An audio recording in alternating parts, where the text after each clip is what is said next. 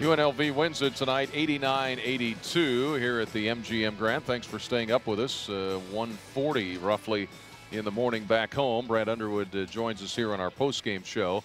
And boy, a great atmosphere in here tonight. Back and forth, a game of runs. On our end, too many fouls and too many free throws for them. That was the glaring stat, I guess, in the ball game overall, Coach. I mean, they just shot a lot of free throws. Well, unbelievable venue, and I kind of like this place. It's quaint, it's cozy, it's got a pretty good feel about it, and but yeah, I feel handcuffed a little bit, and I've got to figure it out. I've got to figure out how to get these guys to quit fouling, and we got officials in practice all the time. We can't overcome 48 free throws. Right. We set a school record for 36 fouls, and they're senseless. We committed 8 fouls tonight. Deon in the backcourt, and when teams don't score through you, it makes it easy. And I thought we did some great things tonight. It's the first time I've liked what I've seen on the offensive end, and there was ball movement, and you know, we committed some turnovers in the first half, but we only had 4 of the second, and that just happened to be 2 of them real late. That when the game's on the line, that we can't commit. But I'm frustrated with the fouling, and we talk about it. We emphasize it in practice, and yet we get the moment, and we're committing them. Yeah. Well, I mean, tonight, and you're right. Fouls are hard to play against, but there were some bright spots. Trent Frazier, and the way he started and came out in today's game. Trent's been unbelievable in practice, and you know, when you start getting that kind of production, I'm so happy for him. I'm elated to see him start making threes. Mark Smith start making threes. Yes. It adds a completely different dimension to this basketball team, and you know, before we've been kind of an AJ and a Finke three-point shooting team, and these guys needed a breakout game. Yeah. They needed to feel good about seeing that ball go in the basket, and you know, Trent's speed gives us something, and we actually got away from a lot of our transition stuff tonight and just ran our half-court stuff. But I'm pleased. We got stuff in the flow. We got stuff in offense. I could actually make calls based on what the defense was doing, and so I'm excited about that. But I am thoroughly frustrated with our fouling. Yeah. Well, a couple other things I think. Just looking at it, and maybe you can tell me if I'm not seeing this right, but it seemed like as the game was hanging in the balance, I didn't sense a lot of fear, as much fear as you talked about not playing with fear at the end of a game. I thought our guys kept punching and counter-punching for the most part, especially in the second half.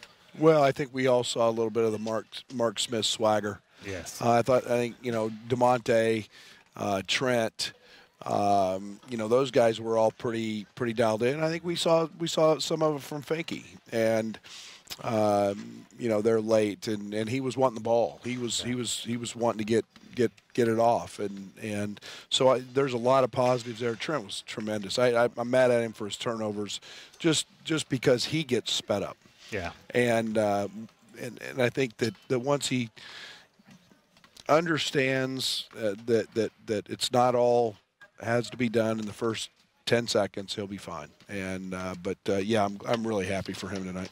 Well, another great thing, a positive to take from tonight is the rebounding. I mean, this UNLV team was the top rebounding team in the country, and we beat them on the boards. Yeah, we knew that was going to be a big part of the game, and I thought we did a better job of fighting and competing and giving ourselves a chance. We gave ourselves, I mean, think about all the little putbacks we missed. Yes. Wow. And you know, we've got to become a little tougher, and we've got to finish those plays. But the effort to get it was that stuff will pay off. And you know, we got guys on the glass, and again, you're talking about, you know, 2 guys that are averaging 12 rebounds a game. leading the country. So I'm tickled with that part of the game. Tell us what's up with LaRon. When did he get hurt? How did it happen? He's had a sling, obviously. Yeah, I didn't see it. Looking forward to seeing it on film. I haven't just in briefly talking to Paul. Paul just said he was out, kind of a hyperextension. Okay. And put him in the sling, and then we'll evaluate it. Hope it's nothing more than that or a sprain.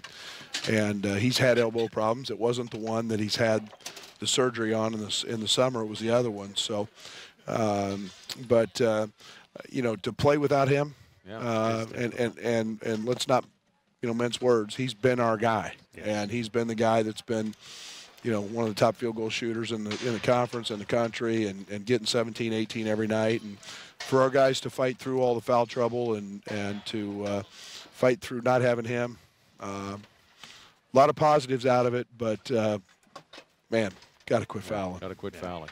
All right, Coach. I guess we're spending the night here tonight, and then they'll fly back tomorrow.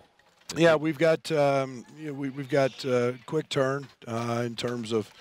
Spend the night tonight and get back tomorrow, and then per NCAA rule, I guess we can practice 26 hours after we land. However they came up, however they came up with that number. So I'm hoping we're on the ground by 2 o'clock tomorrow, and then we'll have practice at 4 o'clock on before the radio show on Monday, and we can get on the court by 4. So up and at 'em early and get back to God's country and get out of this place. That's for dag, I'm sure. All right. Thanks, Coach. All right, Coach. Thank you. All right. Thank you, guys.